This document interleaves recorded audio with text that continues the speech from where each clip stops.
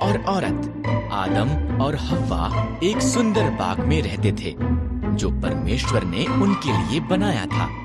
पर शैतान एक धूर्त सांप की तरह आया और आदम और हव्वा की परीक्षा ली।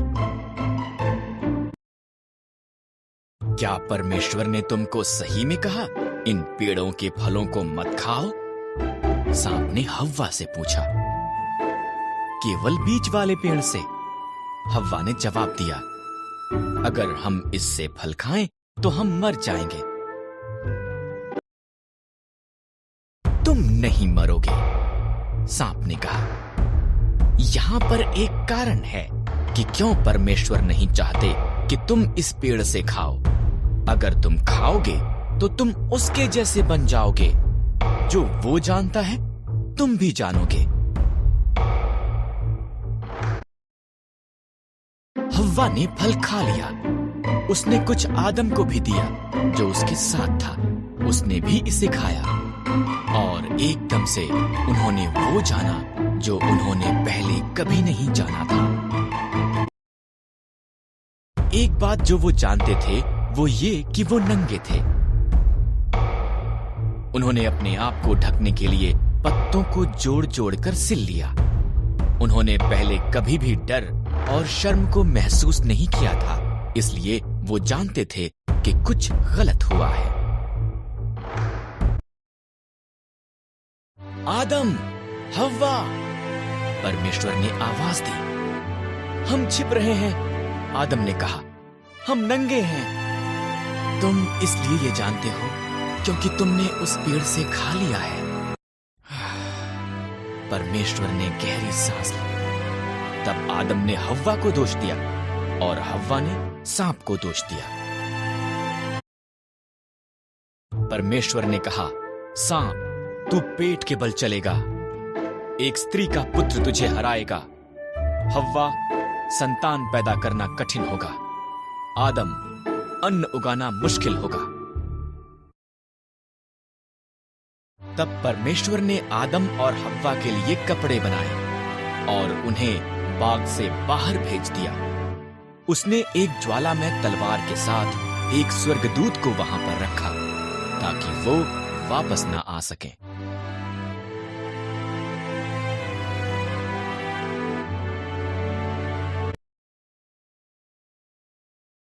पृथ्वी लोगों से भर गई थी, पर उन्होंने इतना ज्यादा पाप किया कि परमेश्वर को दुख हुआ कि उसने उन्हें बनाया था।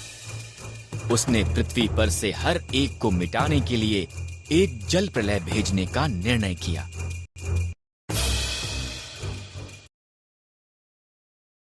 यहां पर नूह नाम का एक मनुष्य था जो अन्य लोगों के समान नहीं था। नूह ने परमेश्वर से प्रेम किया और उसके आज्ञा का पालन किया।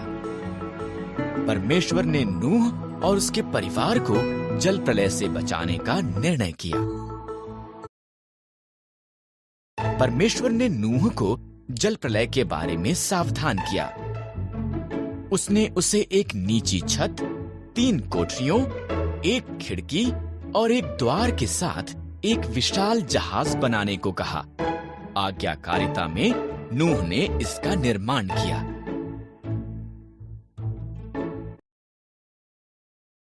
परमेश्वर ने नूह को प्रत्येक जानवर की किस्मों में 2-2 करके लेने को कहा, एक नर, एक नारी। तब नूह, उसका परिवार और जानवर जहाज के अंदर गए। परमेश्वर ने द्वार को बंद कर दिया।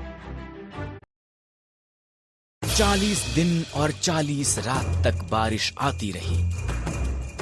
पानी आकाश से गिरा और समुद्रों और झीलों से भी ऊपर आया, यहाँ तक कि सबसे ऊंचे पहाड़ भी पानी में डूब गए।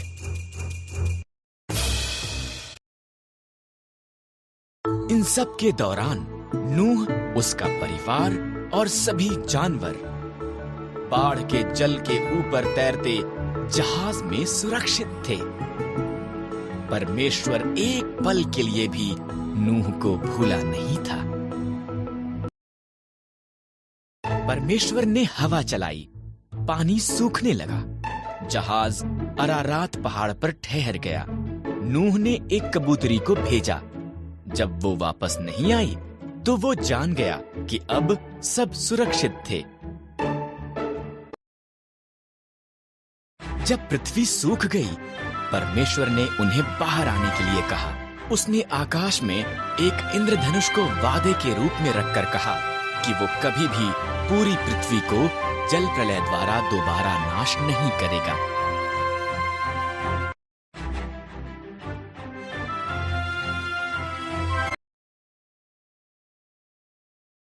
हम हारान में रहता था।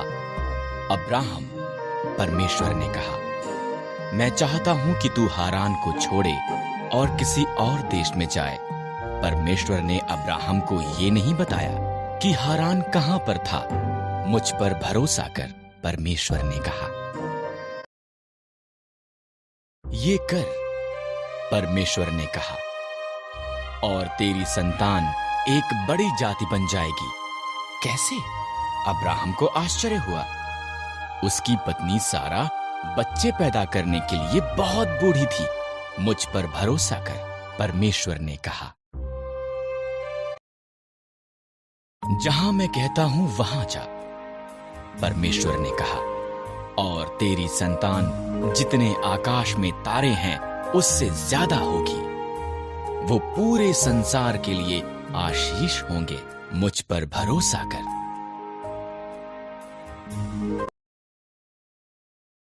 अब्राहम ने परमेश्वर पर भरोसा किया। उसने सारा, उसके भतीजे लूत और सब कुछ जो उसका था उसे लिया। वो वहां गया जहां परमेश्वर ने उसे जाने के लिए कहा था। वो कनान के देश में गया। वहां पहुंचकर अब्राहम ने शकेम में डेरा लगाया। परमेश्वर उसको प्रकट हुआ। मैं ये भूमि तुझे और तेरी संतान को दूंगा, परमेश्वर ने कहा। अब्राहम ने परमेश्वर के लिए वहां एक वेदी बनाई। अब्राहम ने परमेश्वर की वादा की हुई भूमि पर यात्रा की। वो खुश था कि उसने परमेश्वर पर भरोसा किया था, इसलिए उसने एक और वेदी बनाई और उस सब के लिए परमेश्वर का धन्यवाद किया जो उससे वादा किया गया था।